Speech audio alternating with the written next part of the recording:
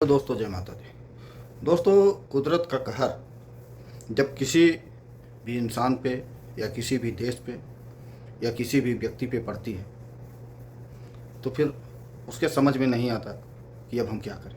यही हाल इस समय चाइना का है। दोस्तों, चाइना में कुदरत का कहर इस समय इस तरह बरप रहा है कि चारों तरफ जो है तबाही मची हुई है। आप लोग यह जानिए कि वहाँ जो है कम से कम 15 शहरों में चाइना के पूरा सैलाब आ चुका है।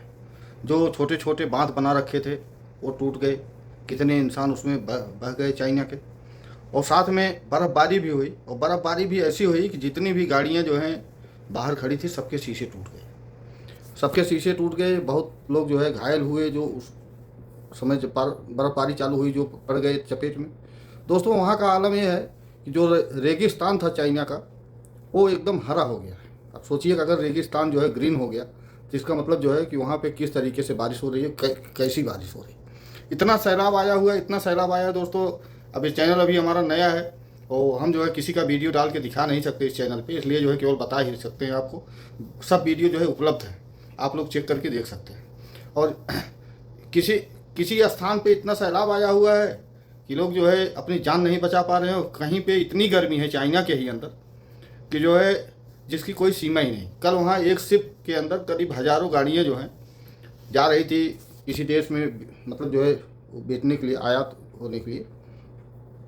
और गर्मी की वजह से वहाँ की एक गाड़ी का बैटरी फटा और वो पूरा शिप ही तबाह हो गया। मतलब कम से कम हज़ारों गाड़ियाँ जो है जल के राख हो गई। अब सोचिए कि एक कुदरत का कहर नहीं तो और क्या है। ये वही चाइना है जो दूसरा सूरज बना रहा था अपना, जो आकाश में जो है केमिकल छिड़काव करके बारिश करवाता था। आज जो है जब इस तरीके से उस पर कुदरत की आपदा टूट पड़ी है तो वो खुद समझ ही नहीं पा रहा है कि हम करें तो क्या करें।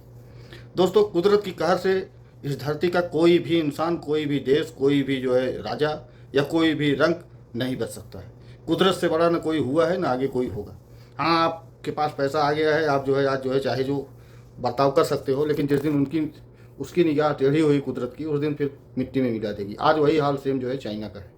दोस्तों, इसी के साथ में कल राहुल गांधी प्रेस कॉन्फ्रेंस एक रैली में गए हुए थे और उन्होंने बताया कि जब किसान बिल आ रहा था 2020 में तो अरुण जेटली जी ने हमको धमकाया कि तुमको इस बिल का समर्थन करना पड़ेगा, नहीं तो जो है परिणाम अच्छे नहीं होंगे।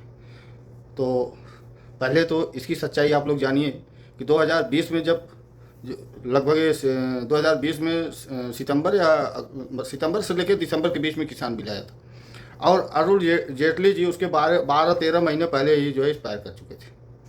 अब सोच लीजिए, जिस समय अरुण जेटली जी जो है एक्सपायर किए हैं उस समय जो है किसान बिल का कोई नामो निशान ही नहीं चल रहा था। तो किसान बिल पे इसको धमकाने कैसे आ गए। कल ये जो है सरेआम झूठ बोलते हुए पकड़ा गया। फिर उसके बाद जो है इसने कहा कि राफेल की एक फाइल हमारे पास ऐसी थी जिससे सरकार ही गिर जाती। अब जब वो फाइल तुम्हारे पास थी तो तुम हाई कोर्ट, सुप्रीम कोर्ट में 2 बार माफ़ी मांगने क्यों गए? और वो फाइल गई कहाँ? वो फाइल गई कहाँ? और जब तुम एक फाइल जो है नहीं संभाल सकते हो तो देश के प्रधानमंत्री बनकर देश को कैसे संभालोगे राहुल भैया? कम से कम यही बता दो देश की जनता को। तो यार कम से कम झूठ भी ऐसा बोलो कि जिसकी कोई जो है वो। इसने जो है बोला कि पारिकर जी जो है हमको राफेल पे ऐसा बताया, राफेल पे वैसा बताया, पर राफेल की एक ऐसी फाइल हमारे पास थी कि जिससे सरकार ही गिर जाती। अब पारिकर जी तो ख़त्म हो चुके हैं, मर चुके हैं, तो जवाब देने तुमको आएंगे नहीं। लेकिन जो तुमने अरुण जेटली जी के बारे में बोला, अरुण जेटली जी उस जिस बिल के बारे में तुम बात कर रहे हो उसे 12-13 महीने पहले ही ख़त्म, मर चुके थे। आप लोग जाके चेक कर सकते हैं, फैक्ट है।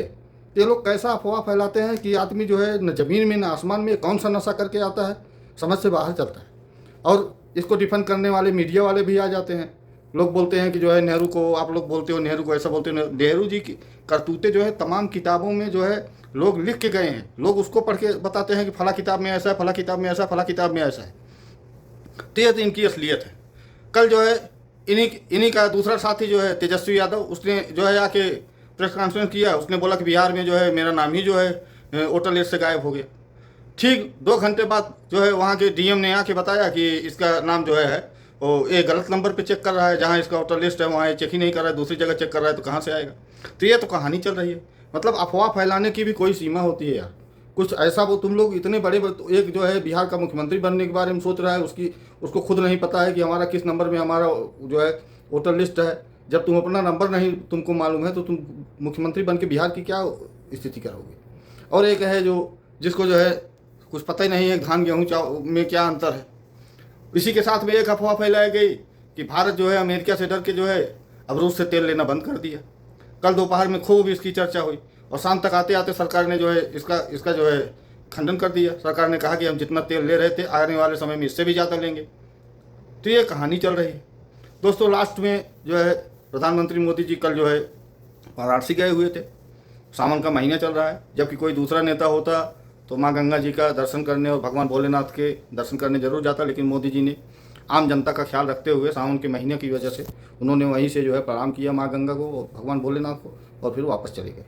तो ऐसा नेता होना चाहिए कि जो आम इंसान आम जनता के बारे में सोचे, जो बात फैक्ट हो उसको रखे, जो कि कहीं गलत साबित ना हो सके। तुम लोग झूठ बोलते हो, 1 घंटा 2 घंटा भी नहीं बीतता फैक्ट के साथ तुम लोग जो है यार गलत साबित हो जाते हो। हंसी आती है तुम लोग की जो है करतूते देख के। अब सोच लीजिए कि आपका अगर आप लोग इसी तरीके से कार्य करेंगे तो आपका क्या वैल्यू रह जाएगा आम इंसान के सामने।